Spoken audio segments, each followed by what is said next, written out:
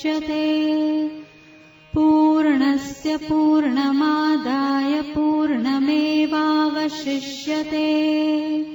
ॐ शान्ति शान्ति शान्तिः।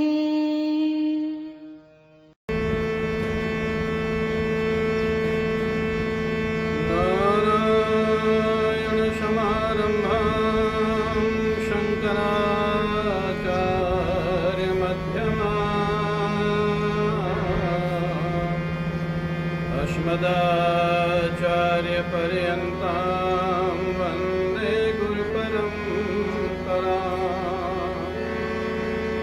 शङ्करं शङ्कराचार्यं केशवं बादरायणम् सूत्रभाष्यकृतौ वन्दे भगवन्तौ ईश्वरो गुरुरात्मेति मूर्तिभेदविभागिने व्योमवद्व्याप्तदेहाय दक्षिणामूर्तये नमः। तब हम सभी लोग मिल करके थोड़ी देर भगवान नाम संकीर्तन करेंगे।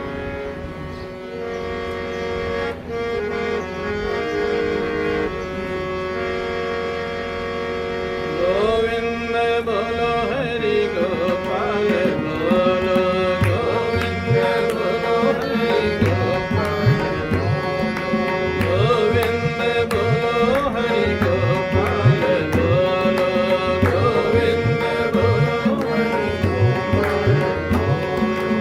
राधा रमण हरि गोविंद बोलो, राधा रमण हरि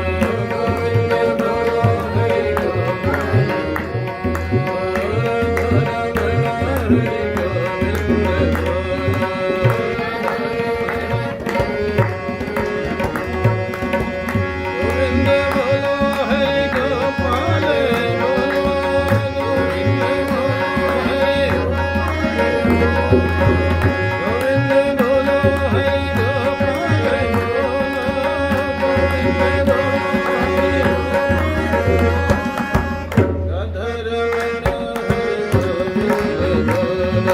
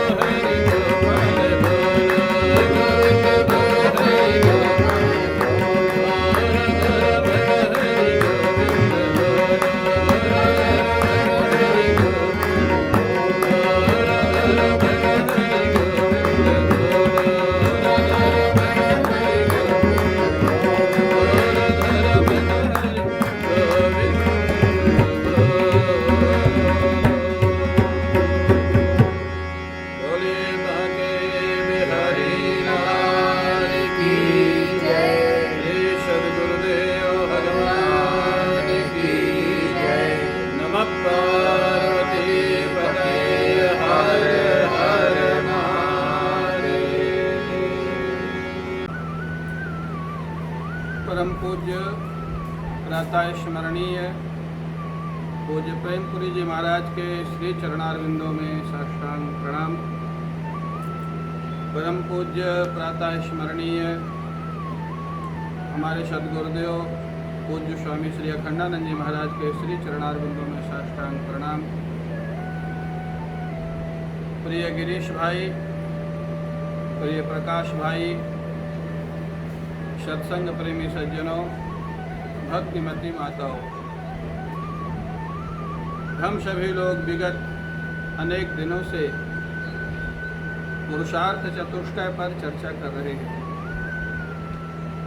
जो प्रत्येक मनुष्य के जीवन के लक्ष्य भी हैं और विश्व का प्रत्येक मानव इन्हीं चारों के अंतर्गत जो उनके टारगेट हैं उनमें वो स्वयं ही लगा हुआ है।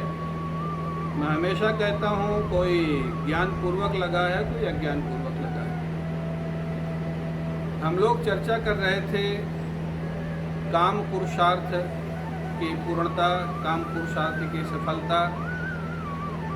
और काम पुरुषार्थ की सफलता हमारे शास्त्र कहते हैं कामनाओं की निवृत्ति है, इच्छाओं की निवृत्ति है, चाह की निवृत्ति है। पूज्य रोटीराम बाबा हमेशा वो दोहा बोलते थे, चाह गई चिंता मिटी, मनु आवे परवाह, जाको कछु न चाहिए सोई शहंशाह।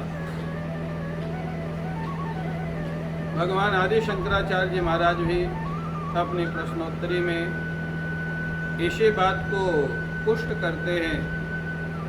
को वा दरिद्रो विशाल कृष्णा, श्रीमांशको यस्य समस्त दोषः। दुनिया में सबसे बड़ा गरीब कौन है? गरीब नहीं, दरिद्र शब्द का प्रयोग किया है। दुनिया में सबसे बड़ा दरिद्र गरीब व्यक्ति वही है जिसकी कामनाएं, इच्छाएं बहुत बढ़ी हुई है, तृष्णाएं बहुत बढ़ी हुई है। और दुनिया में सबसे अमीर व्यक्ति वही है जिसकी इच्छाएं समाप्त हो गई हैं, हमेशा हमेशा के लिए जिसकी इच्छाएं समाप्त हो गई हैं, वह पूर्ण रूप से संपन्न व्यक्ति है, अमीर व्यक्ति है। अभिप्राय, काम पुरुषार्थ की पूर्णता होती है हमारे जीवन में जब इच्छाओं का समापन हो जाता है, इच्छाओं की समाप्ति हो जाती है। महाराज प्रथु के माध्यम से ये बताया गया है। महाराज प्रथु यज्ञ करते हैं, भगवान की प्राप्ति कर लेते हैं और उनकी इच्छाओं की समाप्ति हो जाती है। तो कामनाओं की समाप्ति होगी कब? जब पूर्ण काम परमात्मा का अनुभव हो जाएगा, सगुण साकार रूप में हो या निर्गुण निराकार रूप में हो। उसके पहले कामनाओं की पूर्ण निवृत्ति नहीं होती है। कामनाएं आवश्यकताओं में बदलना चाहिए साधकों को। भोजन चाहिए, वस्त्र चाहिए, रहने के लिए कुछ कक्ष चाहिए, ये आवश्यकता है। भोजन में यही चाहिए, कपड़ा ऐसा ही चाहिए, कक्ष ऐसा ही चाहिए, ये इच्छा है। साधक कामना को आवश्यकता का रूप दे देता है और सिद्ध के जीवन में कामनाएं पूर्ण काम परमात्मा में समा जाती है।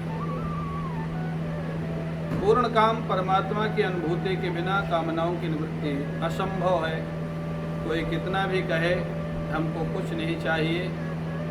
रामचरितमानस में प्रताप भानु की कथा है।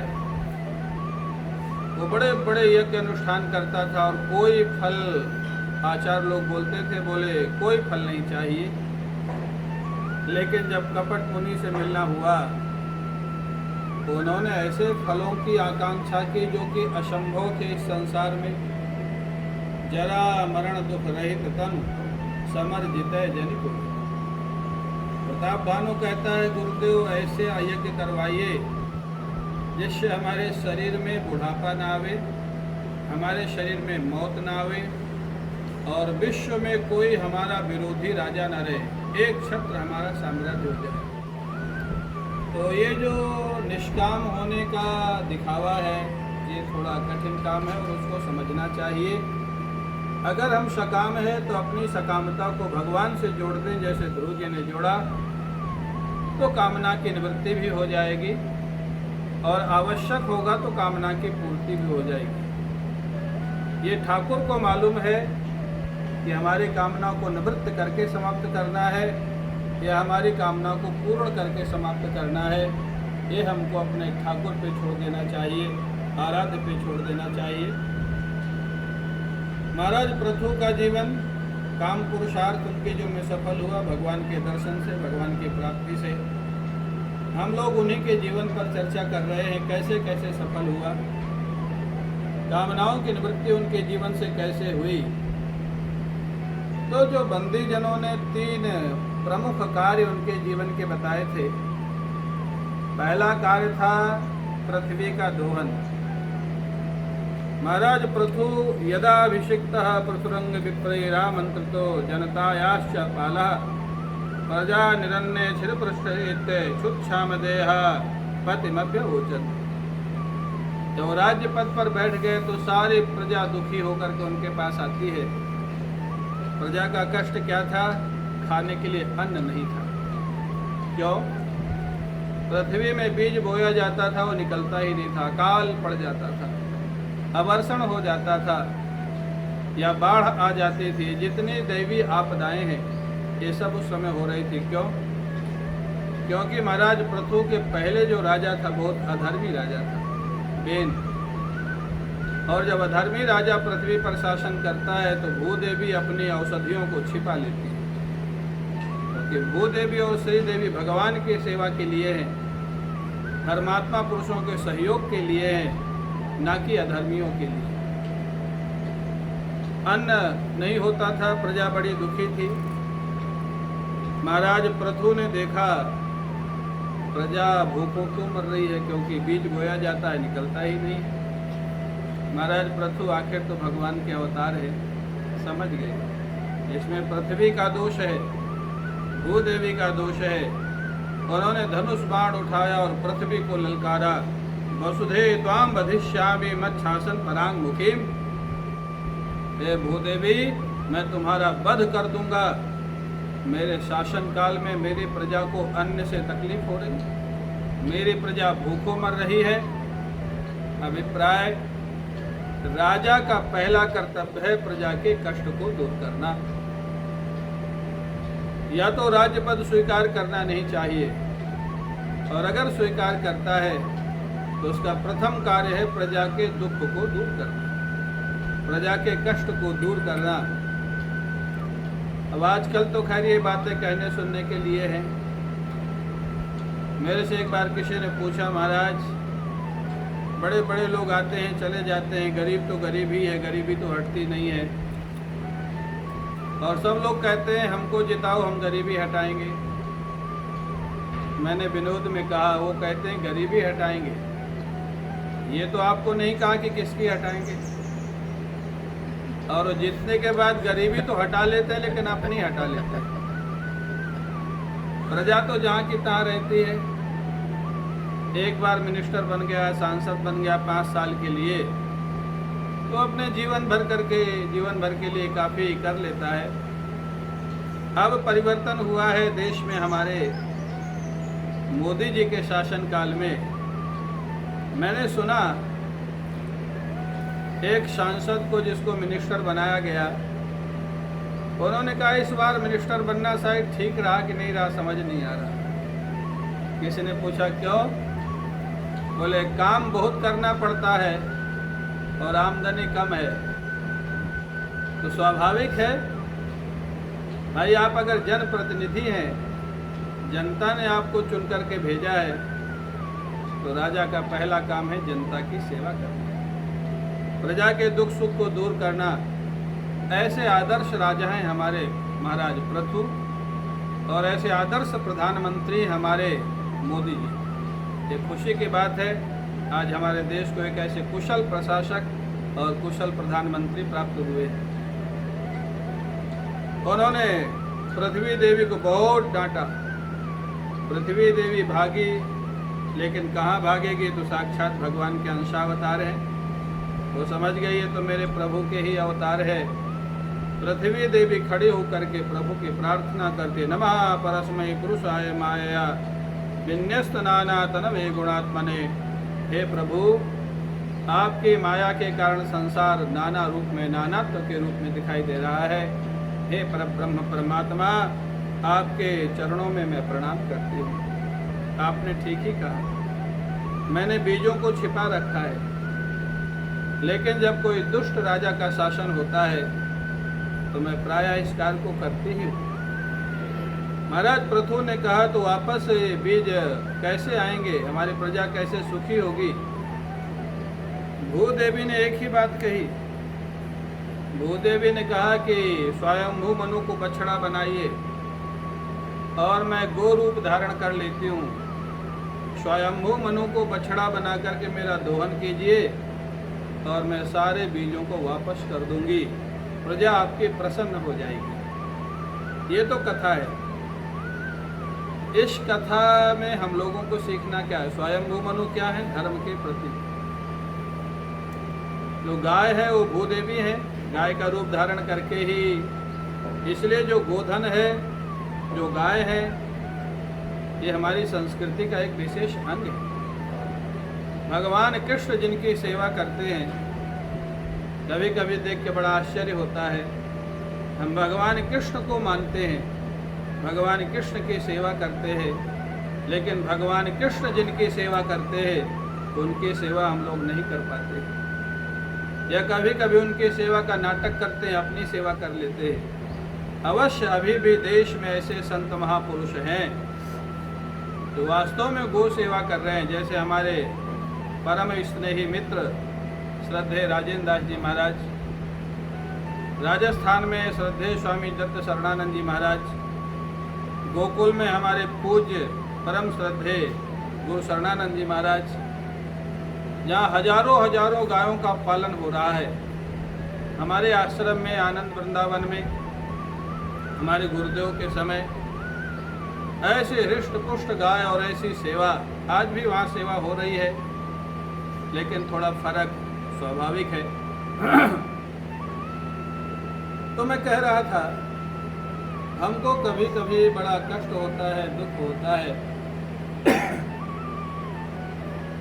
हम लोग भगवान कृष्ण की सेवा करते हैं, भगवान कृष्ण को मानते हैं, लेकिन भगवान कृष्ण जिनकी सेवा करते हैं, भगवान कृष्ण जिनको सम्मान देते हैं, उनकी सेवा हम लोग नहीं कर पाते हैं।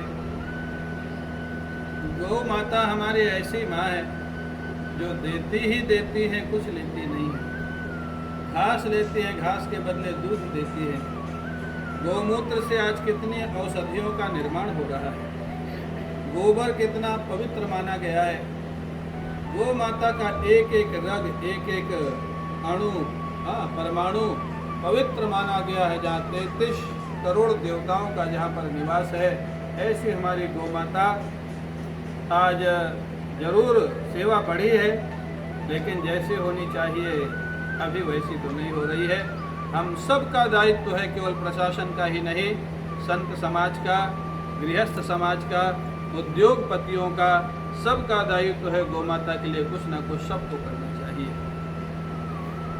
काफ़ी लोग कर भी रहे हैं।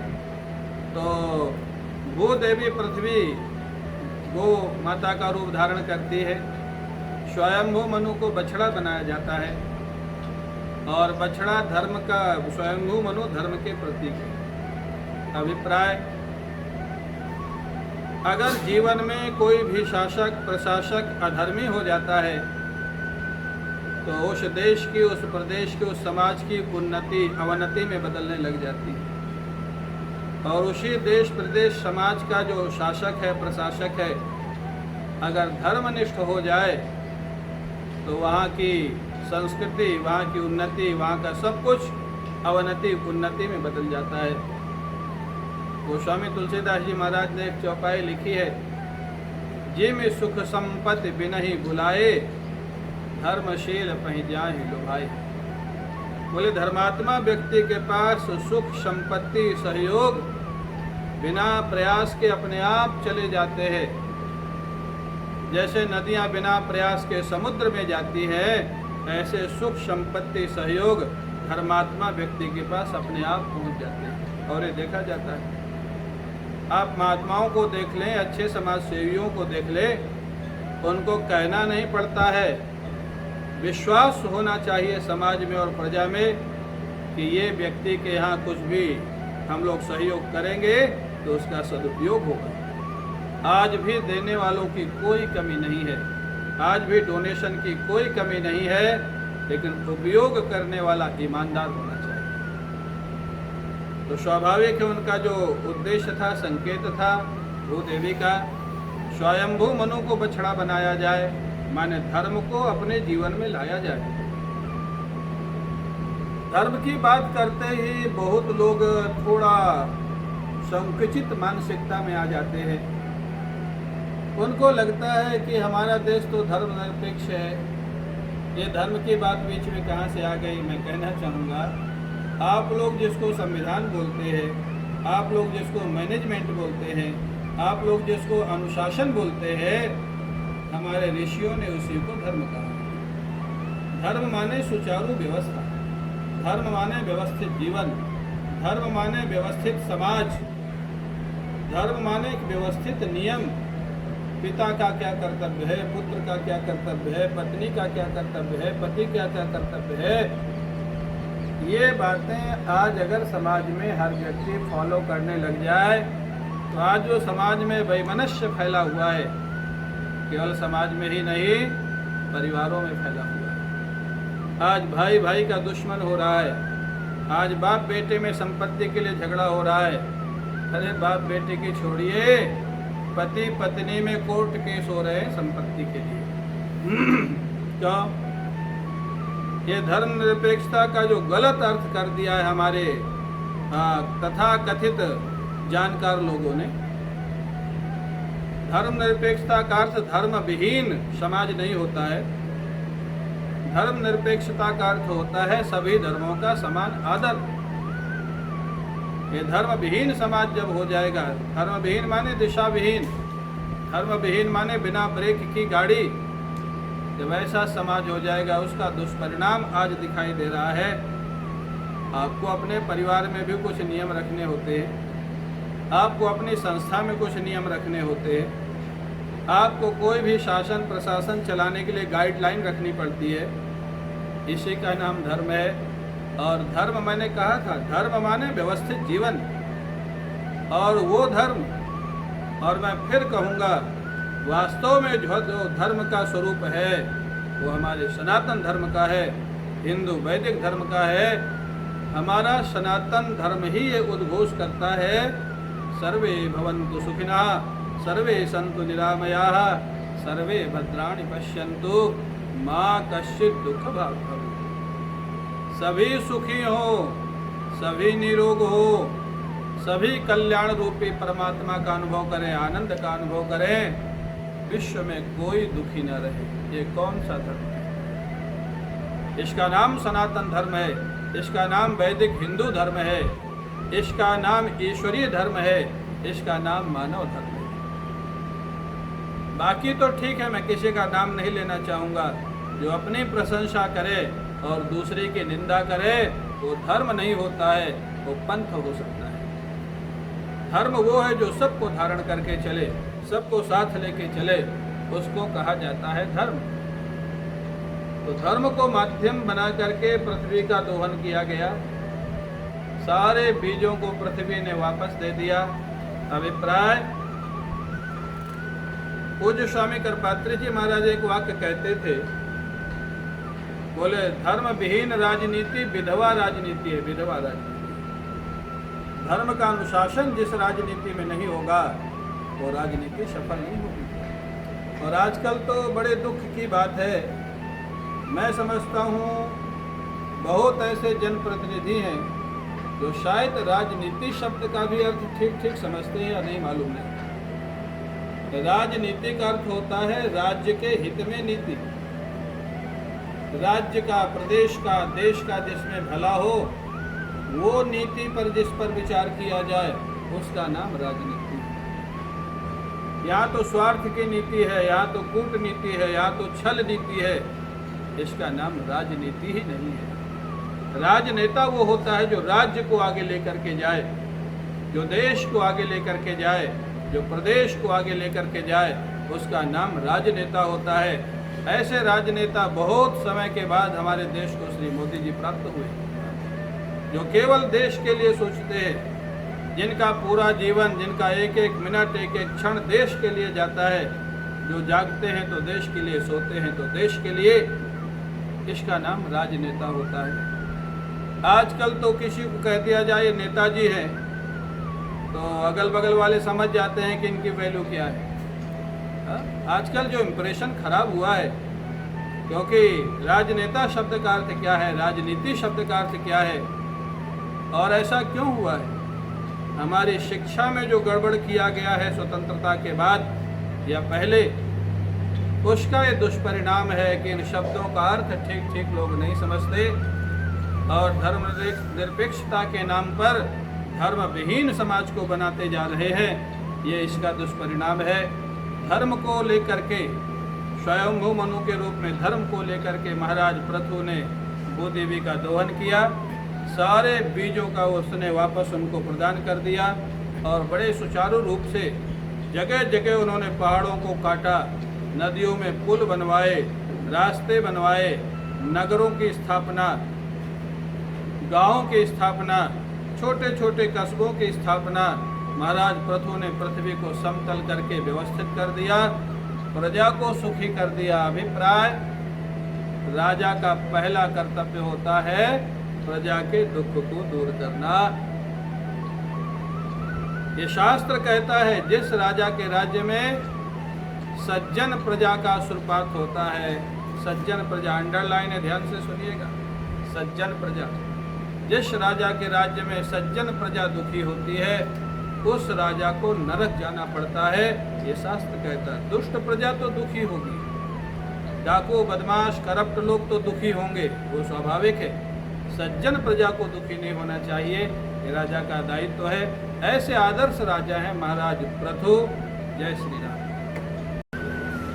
महाराज पृथु प्रजा की सुख सुविधा व्यवस्थित करने के बाद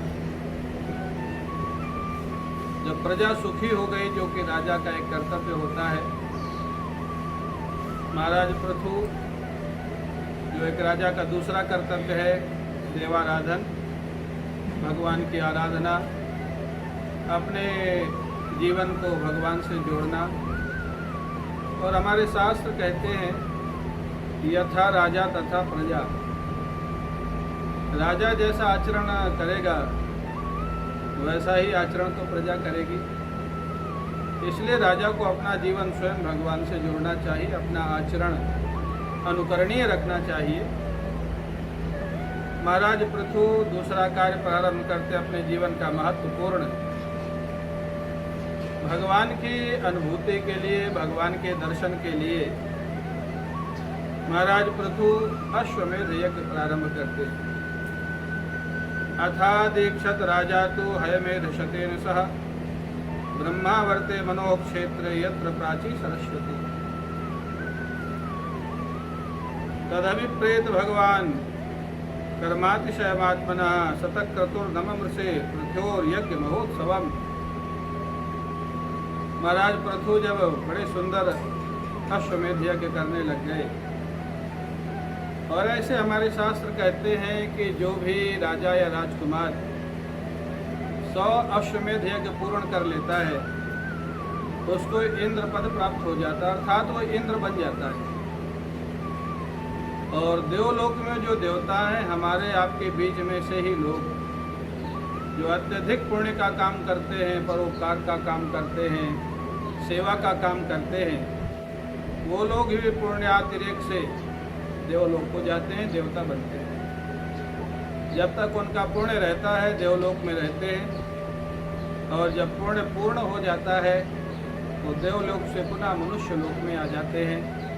क्षीणे पुण्य मर्तलोकम विशंति, श्रीमद् भगवद गीता में लिखा है।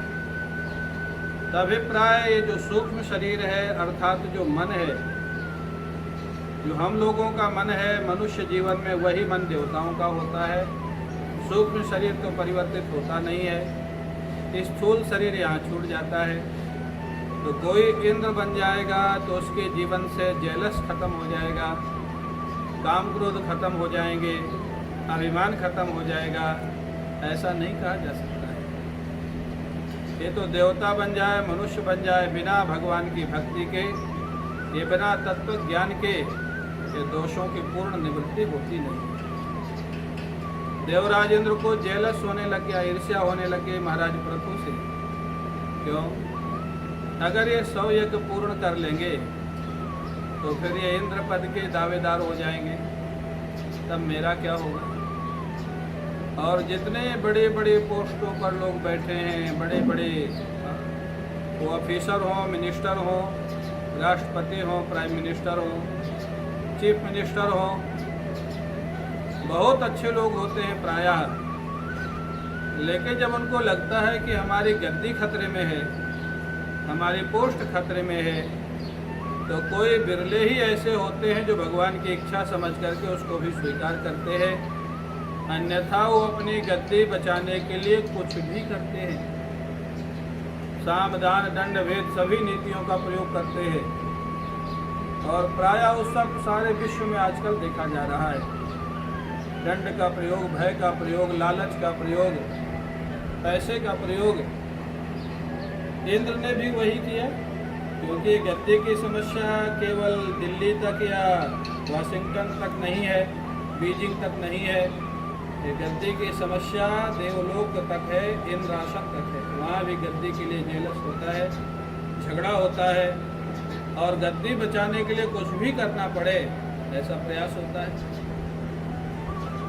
देवराज इंद्र को लगा कि अगर 100 यज्ञ इनके पूरे हो गए तो मेरा इंद्र पद चला जाएगा। स्वाभाविक था, 100 यज्ञ पूरे नहीं होंगे तो इंद्र पद नहीं जाएगा। देवराज इंद्र ने सोचा कि इनका अंतिम यज्ञ पूरा नहीं होने देना, निश्चय कर लिया इंद्रासन बचाने के लिए। और जब 100वां यज्ञ चल रहा था, बीच यज्ञ में ही इंद्र वेश बदल करके आता है और घोड़े को चुरा करके भाग जाता है। आश्चर्य होता है, इंद्र पद पर पहुंचा हुआ व्यक्ति जिसने 100 अश्वमेध यज्ञ इस भूलोक में किए होंगे तब इंद्र बना होगा, उसको भी अगर भगवान की भक्ति नहीं है, ब्रह्म तत्व का ज्ञान नहीं है, तो घोड़ा चुराने की भी आदत उसकी समाप्त हुई। अपना पद बचाने के लिए, अपना सिंहासन बचाने के लिए, ये है भगवान की माया। भगवान कहते हैं, अर्जुन मेरी माया से पार केवल मेरे भक्त ही हो सकते हैं और कोई नहीं हो सकता है। दैवी है सा गुणमयी मम माया दुरत्तया माम एव ये प्रपद्यन्ते माया मेताम तरन्ते। अर्जुन, ये त्रिगुणमयी जो मेरी माया है, विलक्षण माया, ऐसी माया है कि बड़े बड़े धीर वीर, बड़े बड़े उद्योगपति, बड़े बड़े राजनेता, बड़े बड़े अफीसर, अरे बड़े बड़े मठाधीश, वो लोग भी इस माया के चंगुल से नहीं बच पाते अगर मेरी शरणागति नहीं होती है। अगर ब्रह्म तत्व की अनुभूति नहीं होती है तो वो भी मेरी माया से नहीं बच पाती। मम माया दुरत्तया, अत्यंत कठिन है जिसका पार करना। दुरत्तया यदवा दुलत्तया, मेरी माया दुलत्ती मारती है जो इसके चक्कर में पड़ा। बोले कोई उपाय है? भगवान कहते हैं एक ही उपाय है, माम एव ये प्रपद्यन्ते माया मेताम तरन्ति। मेरी शरण में जो आ जाते हैं, अनन्य भाव से मेरा जो भजन करते हैं, वही केवल मेरी माया को पार कर पाते हैं, क्योंकि मेरा अनुशासन मानती है मेरी माया। तो देवराज इंद्र पद पाने के बाद भी महाराज पृथु के यज्ञ का घोड़ा चुरा के भागते। इनके जो यज्ञाचार्य हैं महर्षि अत्रि, बड़े ब्रह्मनिष्ठ महापुरुष, उन्होंने देखा ये तो यज्ञ में विघ्न डालने के लिए देवराज इंद्र घोड़ा लेके भाग रहा है। महाराज अत्रि ने महाराज पृथु के ज्येष्ठ पुत्र को कहा, जाओ जाओ दौड़ो, देखो तुम्हारे पिता के यज्ञ में बाधा डालने के लिए इंद्र घोड़ा लेके भाग रहा है। उनके पुत्र उनके पीछे दौड़ते इंद्र ने देखा कि महाराज पृथु का बेटा मेरे पीछे धनुष बाण लेकर के आ रहा है। इंद्र ने अपने वेश को बदल लिया, जटिलम भस्मना छन्नम तस्मै बाणम धनुष। बड़े बड़े जटाएं हैं, सारे शरीर में भस्म लगाए हुए हैं। महाराज पृथु के पुत्र हैं, धर्मनिष्ठ हैं। उन्होंने सोचा ये तो कोई महात्मा है, इसके ऊपर मैं बाण का संचालन कैसे करूं? महात्मा पर बाण संचालन नहीं होना चाहिए, महात्मा को दंड नहीं देना चाहिए। वो वापस आ गए। महर्षि अत्रि ने कहा कि घोड़ा वापस नहीं लाए, क्या हुआ? बोले वो तो कोई महात्मा है जो ले गए। अत्रि ने कहा महात्मा नहीं है, महात्मा का वेश बना करके महात्मा के वेश का दुरुपयोग कर रहे, वो इंद्र है, इंद्र, मारो उसको जाकर। तो ये भी एक बात यहाँ पर हम लोगों के समझ में आती है, सीखने लायक है। ये घटना सतयुग की है, सृष्टि की आदि की है, और वहाँ भी महात्मा के वेश का दुरुपयोग हो रहा है। तो सतयुग में महात्मा के वेश का दुरुपयोग हुआ, त्रेता में महात्मा के वेश का दुरुपयोग रावण और कालनेमी ने किया, द्वापर में महात्माओं के वेश का दुरुपयोग हुआ, और कलयुग में भी। लेकिन इसका अभिप्राय ये नहीं है कि सारे महात्मा एक जैसे होते हैं। हर क्षेत्र में हर तरह के लोग होते हैं, हमेशा ध्यान रखना चाहिए। अगर हम लोग ये मान के चलेंगे कि कोई महात्मा अच्छा है ही नहीं, तो नुकसान महात्माओं का नहीं है, नुकसान जिज्ञासुओं का है। हमारे गुरु जी कहते थे, पूज्य स्वामी अखंडानंद जी महाराज, अगर आपकी दृष्टि में कोई सिद्ध पुरुष नहीं है, ब्रह्मनिष्ठ नहीं है, तो आपका ही नुकसान है, क्योंकि आपको श्रद्धा नहीं होगी तो आपका काम होगा नहीं। ऐसा कभी नहीं होता है कि सारी सृष्टि में कोई श्रोत्रिय ब्रह्मनिष्ठ महापुरुष ना हो, सिद्ध पुरुष ना हो। ये हो सकता है कि कम हो, संख्या कम ज़्यादा होती रहती है, लेकिन ये लिंक, ये कड़ी कभी नहीं टूटती है, सिद्धों की हमेशा होते हैं। तो सतयुग त्रेता द्वापर में जो नकली महात्मा थे वो कम थे, अच्छे ज़्यादा थे, और इस समय थोड़ा अच्छे कम हो रहे हैं, वैसे ज़्यादा हो रहे हैं। ये युग धर्म है, काल चक्र है। इसलिए जिसको अपना कल्याण करना है उसको दूसरों को नहीं देखना है। जो उनके गुरु हैं, जो सदगुरु हैं, जो अच्छे महापुरुष हैं, उनका सानिध्य लेकर के अपने जीवन का कल्याण करना चाहिए। जैसे हमारे गुरुदेव पूज्य स्वामी अखंडानंद जी महाराज, पूज्य रोटीराम बाबा, पूज्य राम किंकर जी महाराज, और इस समय हमारे आश्रम में विराजमान पूज्य परमहंस जी महाराज, ऐसे सिद्ध पुरुष अभी भी विद्यमान है। ऐसे महात्माओं का आशीर्वाद लें, ऐसे महात्माओं का दर्शन करें, ऐसे महात्माओं की कृपा से ही बहुत सारा कार्य हो जाता है। महाराज पृथु के पुत्र महर्षि अत्रि के कहने के बाद पुनः देवराजेंद्र का पीछा किया। जब वो बाण संधान करने लग गए तो देवराजेंद्र ने घोड़े को छोड़ा और भागा। घोड़ा वापस आ गया, पुनः यज्ञ प्रारंभ हुआ, लेकिन देवराजेंद्र पुनः आ गया, क्योंकि जिसको गद्दी बचानी है वो तो कुछ भी करेगा उसके लिए, एक बार नहीं 10 बार चोरी करेगा। देवराजेंद्र फिर आ गया, फिर घोड़ा लेके भागा चुरा करके। फिर महर्षि अत्रि ने उनके बेटे को कहा, जाओ घोड़ा लेकर के आओ, इंद्र लेके भाग रहा है। इस बार इंद्र ने दूसरा वेश बना लिया जिससे वो पहचान न सके। इस बार महाराज खप्पर लिए, कमंडलू लिए, और महाराज अलग वेश बना करके फिर वो महाराज घोड़े को लेके जा रहे। कपाल खट्वांग धरा, कपाल लिए, खट्वांग लिए, कमंडलू लिए। महाराज उनके बेटे को फिर शंका हो गई, ये वेश की महिमा, वेश। कोई व्यक्ति भी चंदन लगा के आया हो, थोड़ा लाल कपड़ा पहने हो, एक धर्मात्मा व्यक्ति का मस्तक स्वाभाविक झुक जाता है, उसके प्रति श्रद्धा हो जाती है। ये वेश की पूजा है, जो हमारी संस्कृति में है, करना भी चाहिए। महाराज पृथु का जो बेटा है धर्मनिष्ठ है, उसने पुनः प्रणाम किया, लौट के आ गया। बोले क्यों घोड़ा नहीं लाए? बोले वो तो कोई दूसरा महात्मा है। अरे बोले महात्मा नहीं, वही इंद्र है, फिर वेश बदल के आया। वो पुनः जाते हैं, इंद्र को महाराज पराजित करके घोड़ा लेके आते हैं। महाराज पृथु के इस बेटे का नाम ही विजिताश्व रख दिया गया। जिन्होंने घोड़े को जीत लिया, इंद्र से छुड़ा करके ले आए, उनका नाम होगा विजिताश्व। विजिता अश्व एन असौ विजिताश्व। यज्ञ प्रारंभ हुआ। अब वो महाराज पृथु ने देखा कि देवराज इंद्र बार बार हमारे यज्ञ में बाधा डाल रहा है, अकारण बाधा डाल रहा है।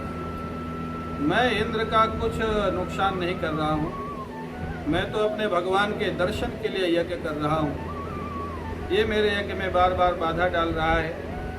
महाराज पृथु को थोड़ा रोष आता है। उन्होंने अपने गुरुदेव अत्रि जी से कहा, अगर इस बार इंद्र आएगा तो मैं स्वयं धनुष बाण लेकर के इंद्र को मारूंगा, उसको समाप्त कर दूंगा। मेरा अनुष्ठान में बार बार बाधा डालता है।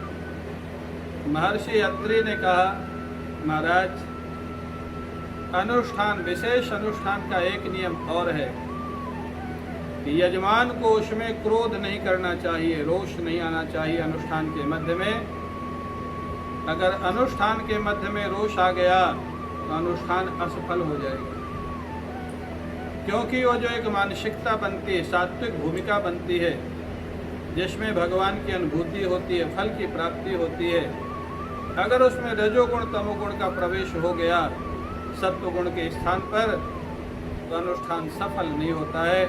इसलिए महाराज आपको रोष नहीं करना है अनुष्ठान के बीच में, आप हमको बताइए, हम व्यवस्था करेंगे।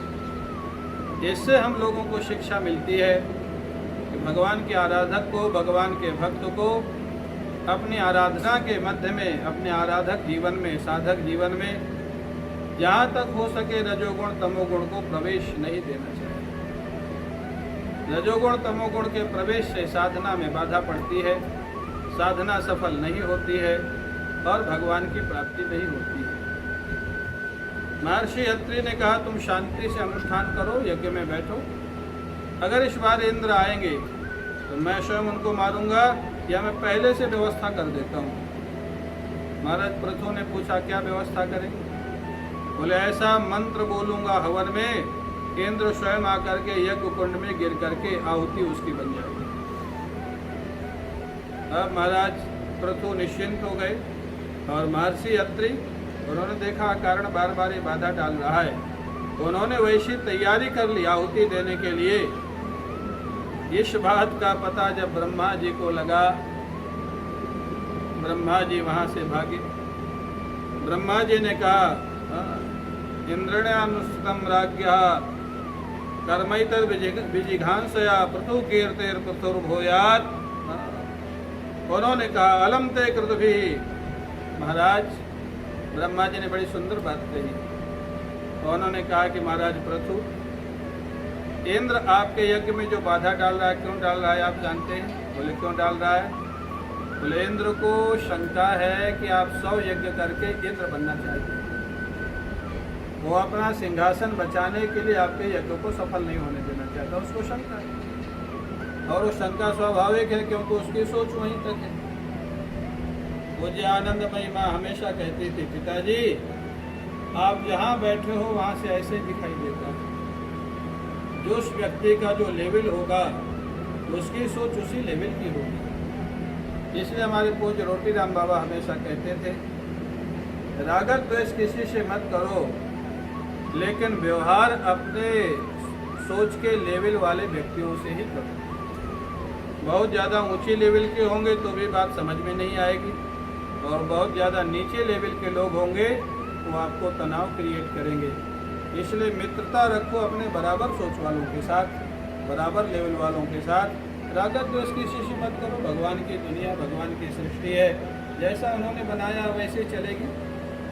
उन्होंने कहा, इंद्र की सोच उतनी है कि आप जो 100 यज्ञ कर रहे हैं वो इंद्रासन पाने के लिए कर रहे हैं, तो बेचारा परेशान है मेरा इंद्रासन न चला जाए। और महाराज पृथु, आप सच बताओ कि आप इंद्रासन पाने के लिए यज्ञ कर रहे हैं? बोले, नहीं महाराज, मैं स्वयं सारी पृथ्वी का राजा हूँ। जो इंद्र बनने के बाद भी मेरा घोड़ा चुरा के भाग रहा है, ऐसा इंद्र पद प्राप्त करके मैं क्या करूँगा? इंद्र बनने के बाद भी जो चोरी करता घूम रहा है, ऐसा इंद्र तो मैं नहीं बनना चाहता हूँ। और वैसे भी मैं तो अपने आराध्य ठाकुर के दर्शन के लिए यज्ञ कर रहा हूँ। ब्रह्मा जी ने बड़ी सुंदर बात कही।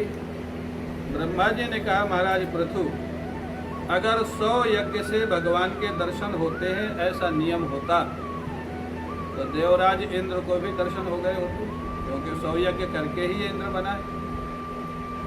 तो ये नियम तो है नहीं तो उसको दर्शन हो गए होते। दर्शन हो गए होते तो तुम्हारा घोड़ा चुराता नहीं घूमता।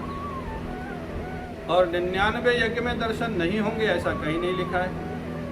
भगवान के दर्शन महाराज पृथु, समर्पण, अपना समर्पण और भगवान की कृपा, ये दोनों का जब मिलन हो जाता, अपना जीवन उनके प्रति समर्पित हो जाए, उनकी करुणा हो जाए, कृपा हो जाए, तो भगवान का दर्शन होता है। ब्रह्मा जी ने पृथु जी से कहा, मेरी आपको सलाह है, क्योंकि इंद्र तो अपना सिंहासन बचाने के लिए मानने वाला है, ये तो बार बार घोड़ा चुरा के भागेगा। आप कितना भी पीटो, मारो, इसको मार डालो तो भले माने। इससे ज़्यादा अच्छा है कि आप समय यज्ञ का संकल्प छोड़ो। अगर भगवान को दर्शन देना है तो 99 यज्ञ में ही दे देंगे, आपके भाव को देख करके। और नहीं देना है तो 100 यज्ञ में जैसे इंद्र को नहीं हुआ, आपको भी नहीं होगा। आप क्यों झगड़ा बोल पाते? दोनों का लक्ष्य अलग अलग है। इंद्र का लक्ष्य अलग है, आपका लक्ष्य अलग है। महाराज पृथु को ये बात समझ में आ गई और आश्चर्य हुआ। जैसे ही उन्होंने अंतिम यज्ञ का संकल्प छोड़ा अपने गुरु के कहने से और ब्रह्मा जी के कहने से, महाराज जानते हो क्या हुआ? संकल्प छोड़ते ही उसी समय उन्हीं के यज्ञ स्थल में भगवान नारायण का प्राकट्य हो गया। बोले भक्तवत्सल भगवान की जय, भक्तवत्सल भगवान की जय, भक्तवत्सल भगवान की जय। और भगवान अकेले नहीं आए, भगवान बड़े लीलाधारी है। भगवान इंद्र को भी पकड़ के ले आए। यही था तुम्हारा चोर जो घोड़ा चुराता था। महाराज इसको माफ कर दो, इसकी विवशता है, ये बेचारा नहीं जानता आप यज्ञ किस लिए कर रहे थे, आप इसको माफ कर दीजिए। महाराज पृथु ने इंद्र को माफ कर दिया। इंद्र वहाँ से चले जाते हैं और महाराज पृथु भगवान का निर्निमेष नेत्रों से दर्शन कर रहे हैं, जो उनके जीवन का एक लक्ष्य था, उनके जीवन का एक टारगेट था। उनके शरीर में रोमांच है, आंखों में प्रेम के आंसू है, उनका कंठ अवरुद्ध है, वो कुछ बोलना चाहते हैं फिर भी बोल नहीं पा रहे हैं। बड़े प्रेम से महाराज पृथु भगवान नारायण का दर्शन कर रहे हैं। अब महाराज पृथु को हम लोग दर्शन करने दें, आगे की चर्चा हम लोग कल करेंगे। आज इतना ही। बोलिए सद्गुरुदेव भगवान की जय, प्रेमपुरी जी महाराज की नमः। पार्वती पतये हर हर महादेव।